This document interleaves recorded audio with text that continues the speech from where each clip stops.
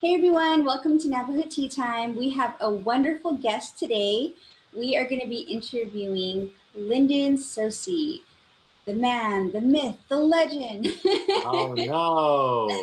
the Diné artist, and soon to be mayor of Yes. Gallup, New Mexico. Woo! Yeah, that's So that's the plan. that's the plan. So I'll let you do your introduction, Lyndon, however you want to introduce yourself to the people, and then we'll Okay. jump into some questions.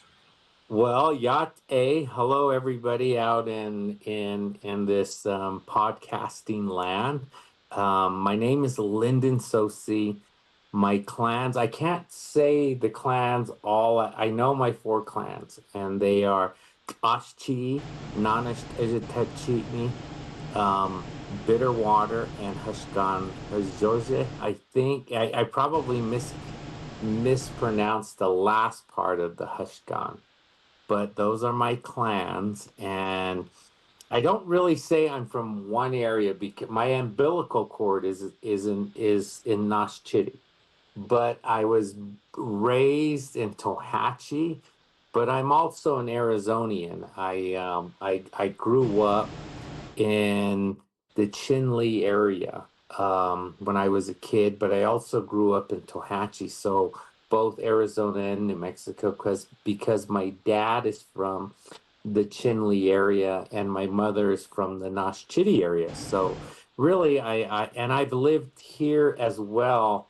Um, the past 25, 30 years in and out, I've lived in Gallup, but growing up here, it is, quite significant that I'm also part of Gallup and the realm of where we come from. So that's who I am. I'm a jeweler. I'm a professional jeweler by trade. But I'm also an entrepreneur and a founder of a couple different entities. Mainly it deals with art, but I'm an entrepreneur. I own and run James and Sosie Inc. And off of that S corporation, I have three LLCs called the House of Stamps, the House of Lyndon, and the House of Tools. So that's just one tiny integral part of my life and who I am. And I'm also the CEO and founder of the Lyndon Foundation, which is an organization, a nonprofit organization that deals with helping young Native artists become truly self-sufficient in art, because art is so um, can't say hard, but it's an upbeat struggle to make a living full time as an artist.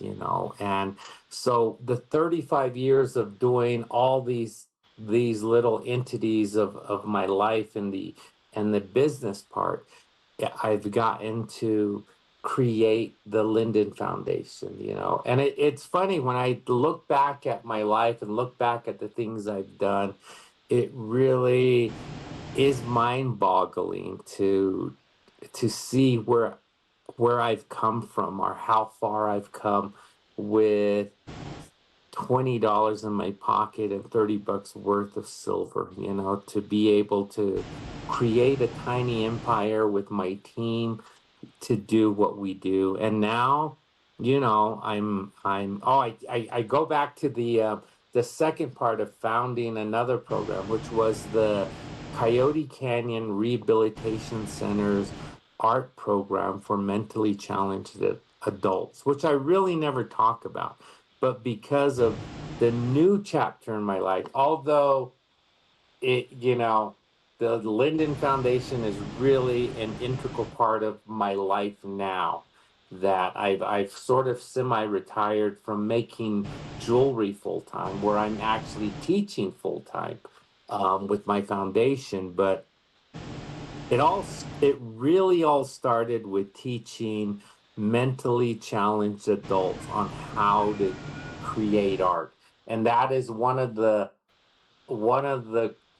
hardest things to do is teaching mentally challenged adults the art of silversmithing, and I never really thought about it.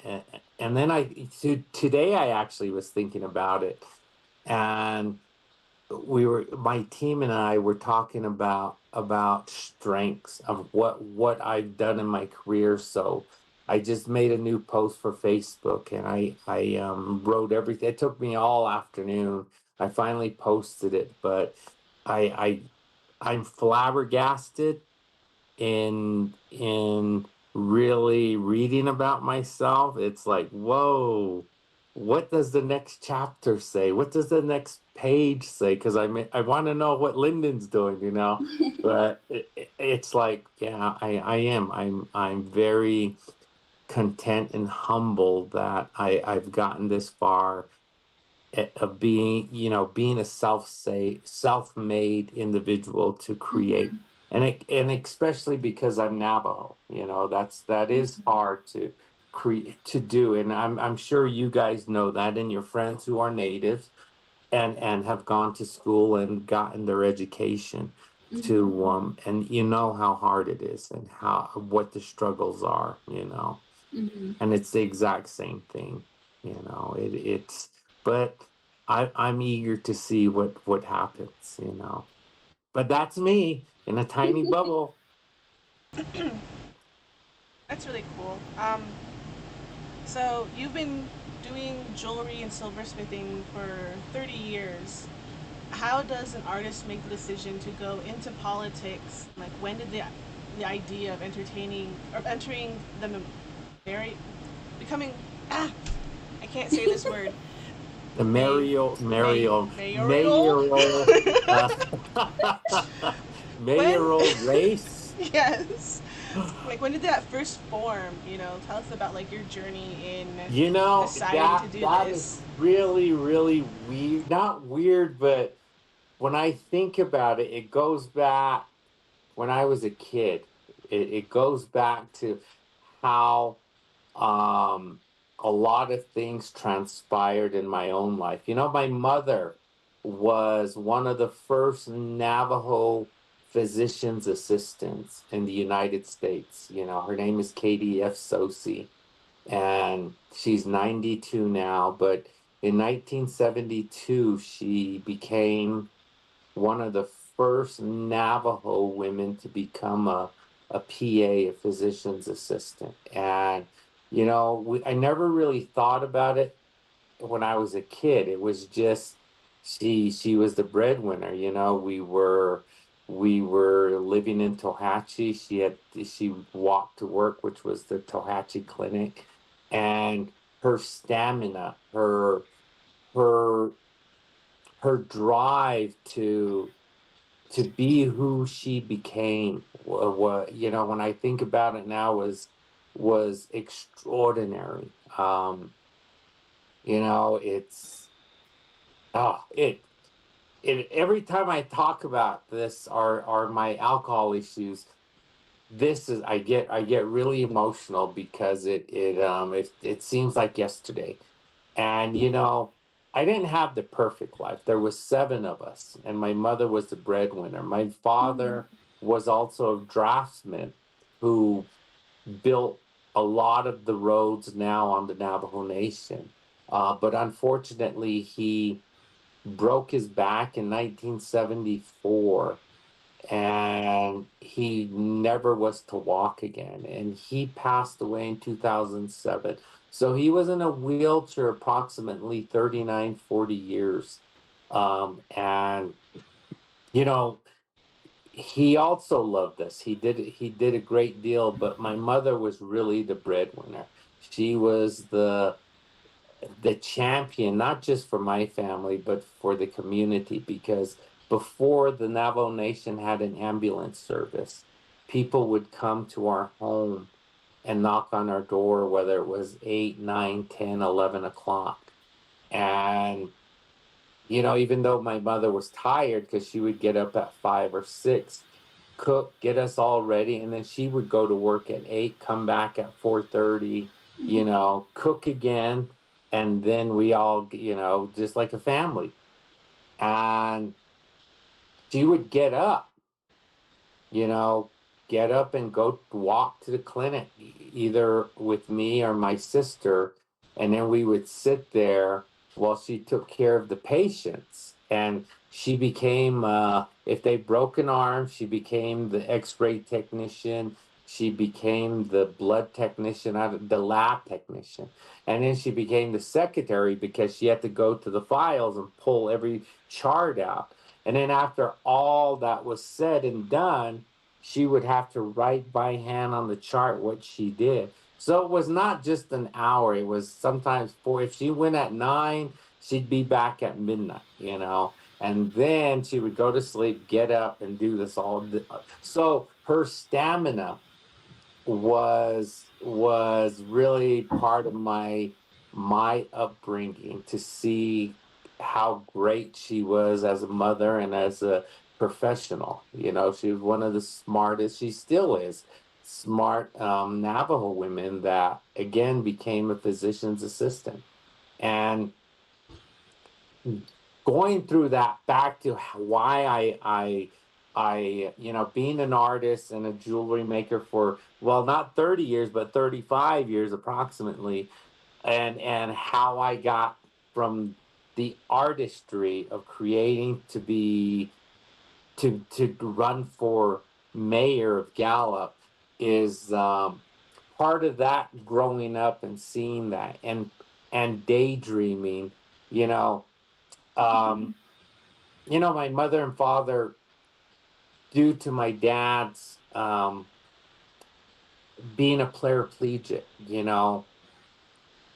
there were times when they would argue, when my dad would drink. And I come from a family where there was you know alcohol involved, because my father did drink, and that's why he broke his back. And I often wondered, what if he didn't break his back? How would we have grown up? How would we have, because there was a, a a a mother and a father who were making money, and there were 7 of us. So they were very, they were well off. They had 4 rides. I remember being a kid, and being Navajo in the 70s, there was a lot of unemployment, a lot of other despairs with Navajo families. But they raised us good, and daydreaming, cars, collecting these Matchbox cars and these Hot Wheels. I think I had like over 5, 6, 700. I would always say I probably had about 1,000 cars, more or less, that I would buy and play with and daydream. Because when they would argue and yell at each other, I just didn't want to be in that environment. So I would go out into our yard, and we had these 2 cottonwood trees and a giant elm tree. And in the middle of our yard, it was grass. We had a fence. It was a BIA home because my mother worked for the U.S. government. So it was a nice 3-bedroom garage. We were we were fine, but it was just arguing like anything, like any family. It was we weren't perfect. And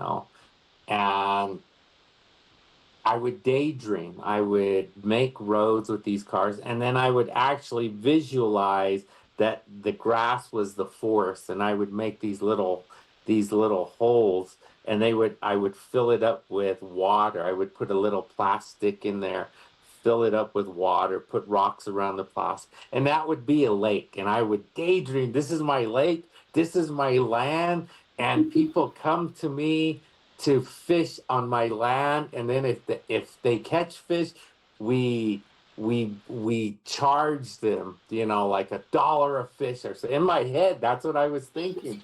So I made this little house, like out of the roots of this cottonwood tree. And I picked these cars. It was a old G Wagon. It was a Mercedes 560 SL SEL. It was a Range Rover. There was I think I had a Corvette and then a Porsche. And those were my favorite cars. So I would say, these are mine. And I own this curio station. And I sold Spam and bologna, everything in this little, it just in my head that people would come and I don't know, tourists would come and they would pay me money. And I was this businessman, and then I would think, oh, maybe I'm the mayor of this town. It just went on and on and on. And it through the arguments of my mother and father, they split up for a while, but eventually they came back together as they got older. But they split up for about 10 years. And that's the part that really pushed me to drink, pushed me to take, get high and everything, because I didn't want to be home. And I just sort of took off and was wild. And when I would go outside as a kid, I would just daydream with my car. So that manifested really in me to do what I do now. And all the dreams that I've dreamt, I mean, Scouts honor, all the dreams that I've dreamt have come true. Those four or five Hot Wheel cars that I envision I would sit in them and be driving them, I now own. Um, and I sit on top of this hill in Gallup, and I look back, and it all goes back to this wagon wheel of disparity with everybody. We all come from families of despair, whether it's alcohol, whether it's child abuse, whether it's physical abuse, but that made me really who I am today to do what I do, and how I speak and what I just say. I mean, it's just like you mentioned, everything about me in a sense is organic, and I read a lot, but I don't like to write things down and try to read it while I'm talking to people, because in my mind it becomes cumbersome. So I just flow, just like an artist. And that's really what made me become a person that really transpires into being not just a jeweler, not just a businessman, but to be something other than that. My goal now was to start this foundation, the Lyndon Foundation. And that was just a dream. And I would always think about it. And it's here now. It's a physical entity of my life that I've changed lives through this entity. And I'm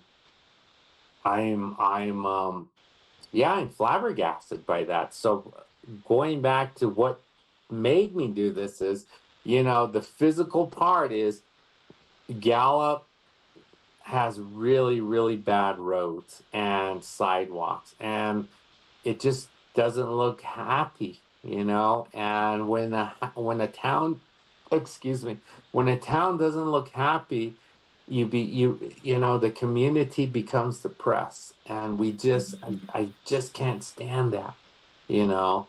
And if I can do something to figure out a way with a team, not just me, but with a team, to Mhm. get to spawn ideas, to create infrastructure, then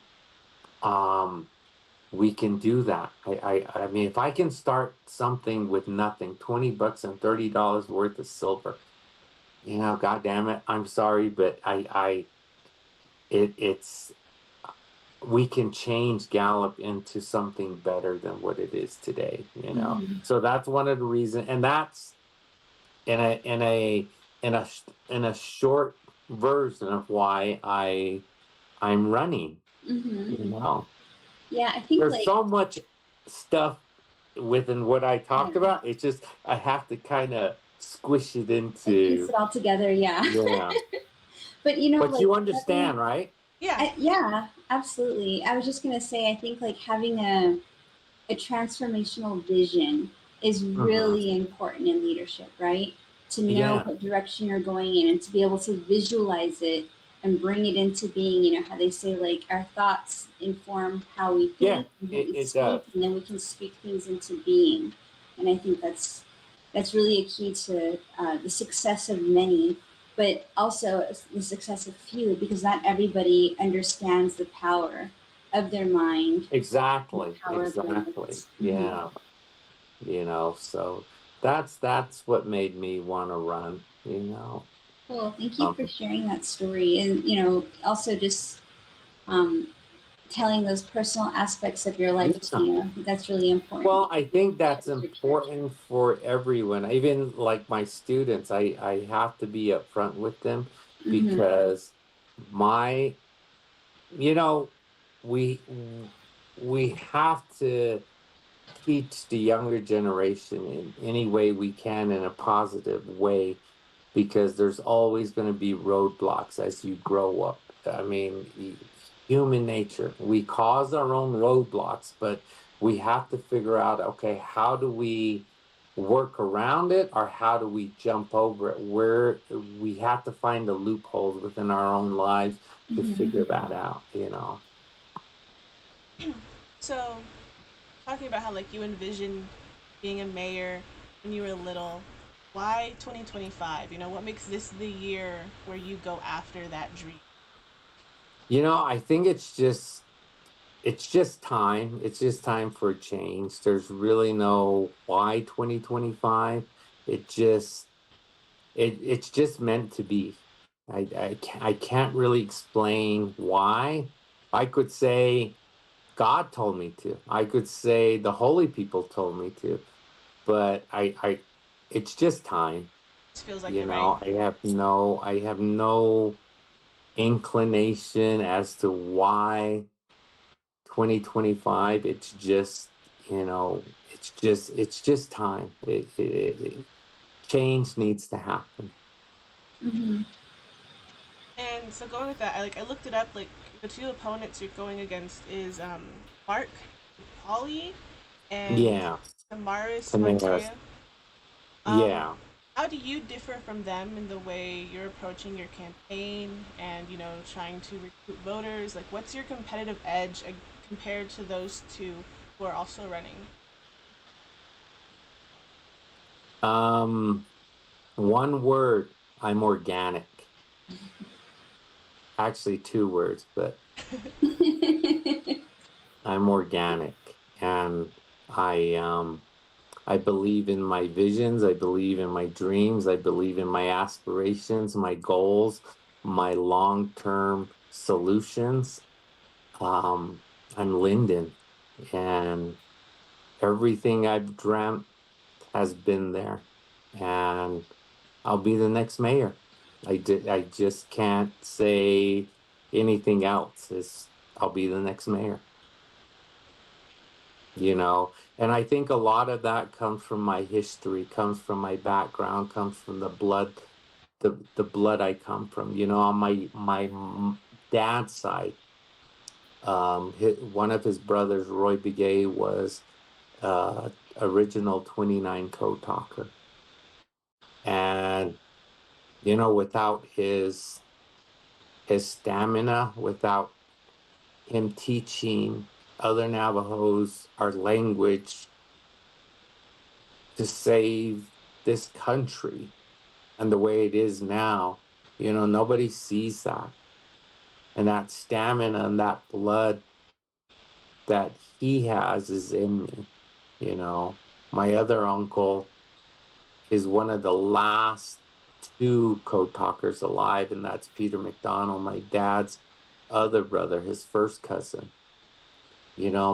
My three grandfathers, um, my dad's father, Hosteen Letsui Begay, was a very well known Hatatli.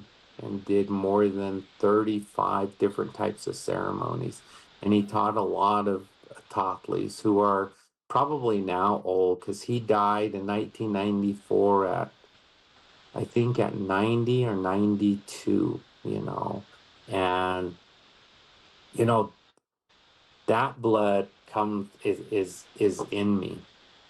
But I also come from the one of the greatest Navajo leaders, Norbona. He was my seventh great grandfather, and his stamina, when you read about him. But not only that, but what my grandmother would talk about when I was a kid.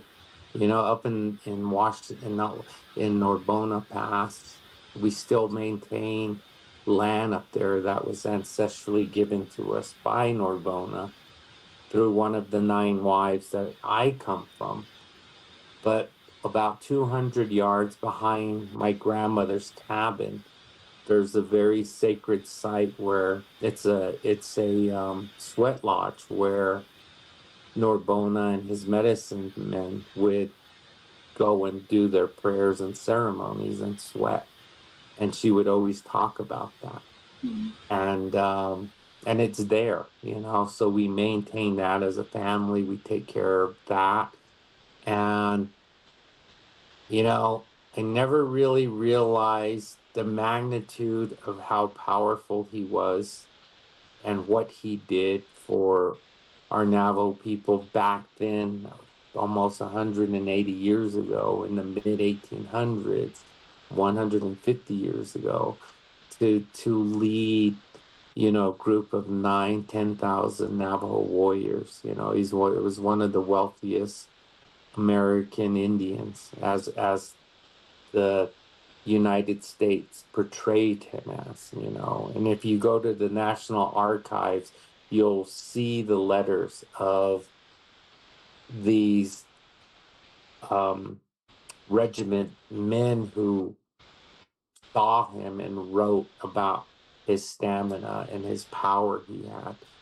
And I come from that blood, and I'm honored. That always, because it's so powerful that I'll win. I'm Lyndon. And if I don't, I still will change history here. I will, because I'm the first Navajo in 144 years to do this. And I have the support of many, many people here, Mhm. and like I said, it's just time for change. It's just time for change, you know. Yeah, they say that that's something that I thought was really interesting when you announced your race, that you are, if you were like, if elected, you would be the first Mm-hmm. Diné as teen to sit Yeah. in that position and to care for that city. And I think that's something that I wanted to ask about too, is like that, you talk about how, the city itself doesn't appear to be happy right now, right? It doesn't, Yes. it's affecting those that live there. And, as we know, there are a lot of like socioeconomic factors. There's a lot of um, other other things that affect that space that maybe others might not be aware of, who are watching. So maybe you could talk a little bit about that, like in addition to your vision, how will you care for the city of Gallup? So my idea, along with people that I talk to, because the way I approach this is, it's not me. I'm just the voice.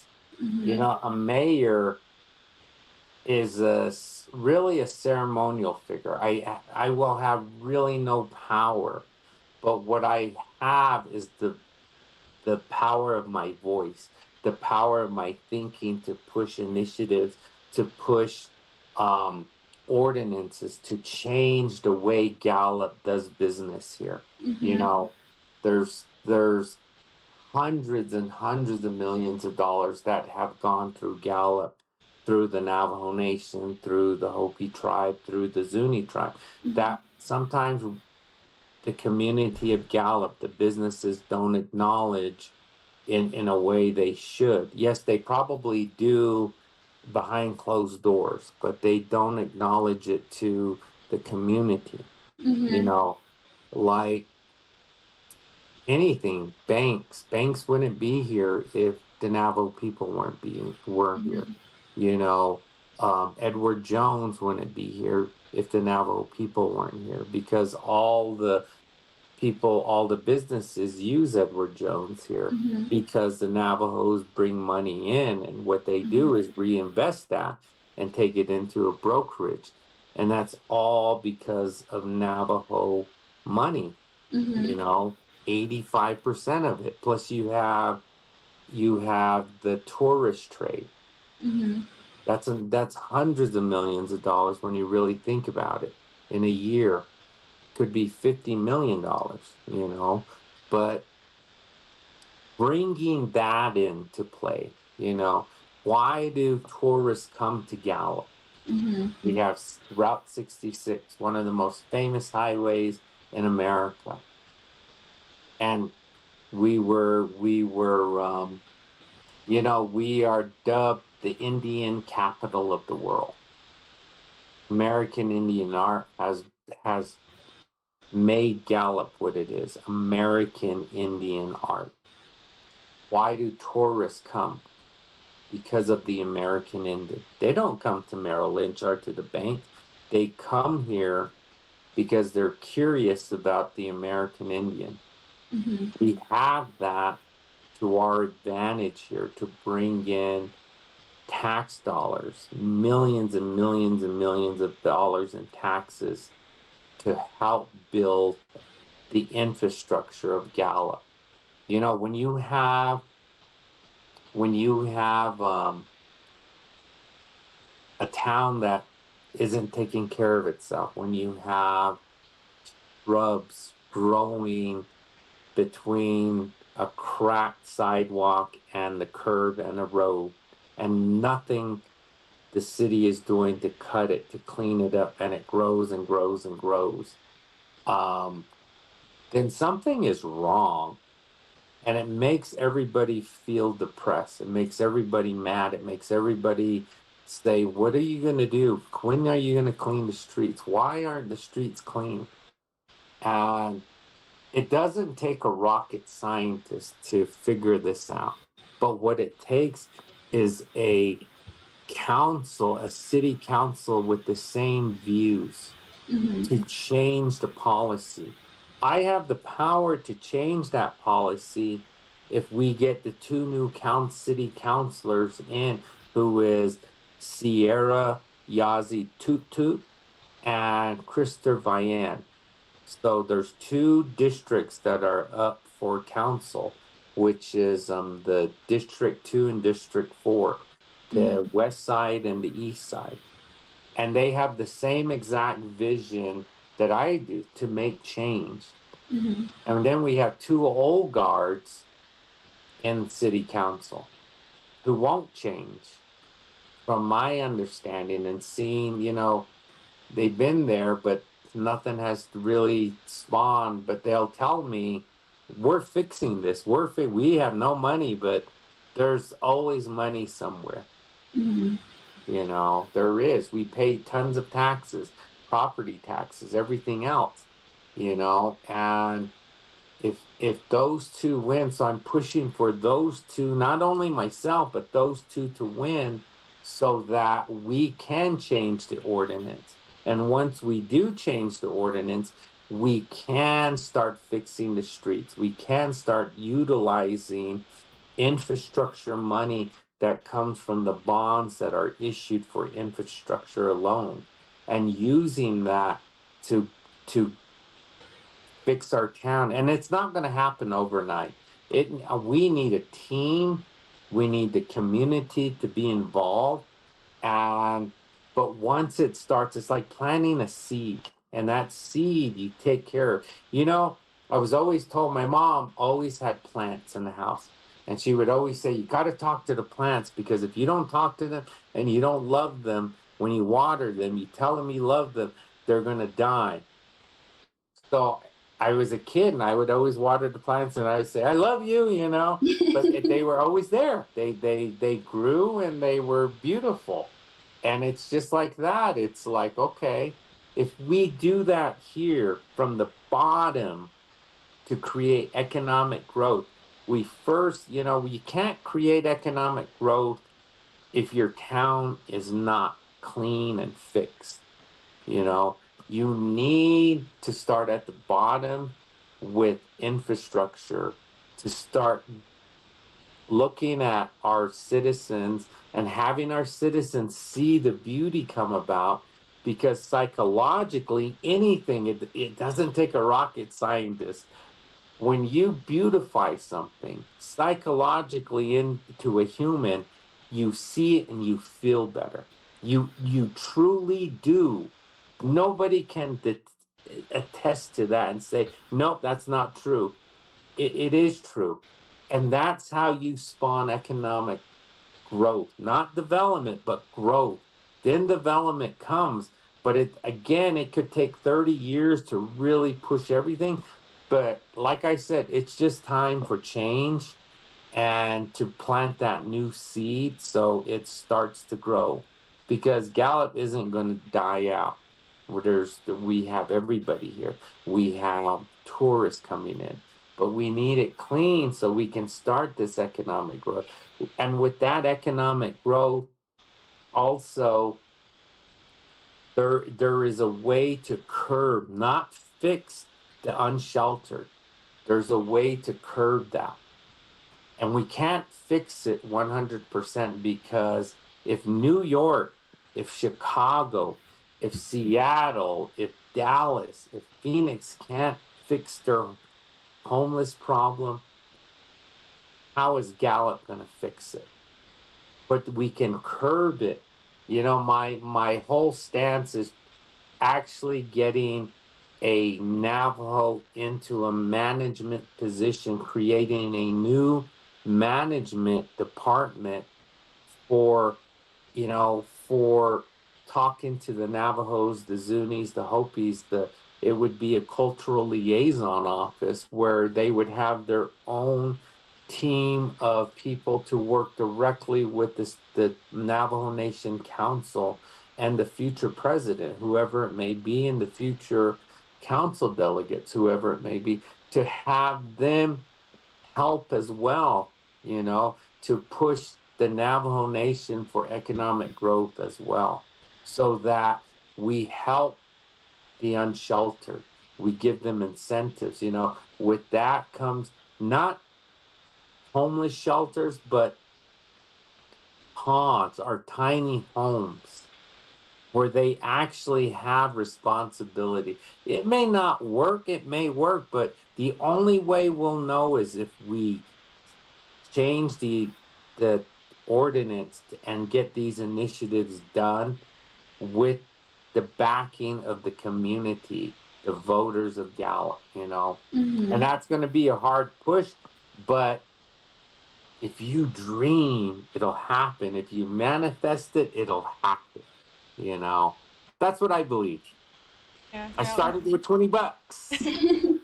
now I understand like the frustration of trying to work with the community and like creating a long-term development plan, because I know Mm-hmm.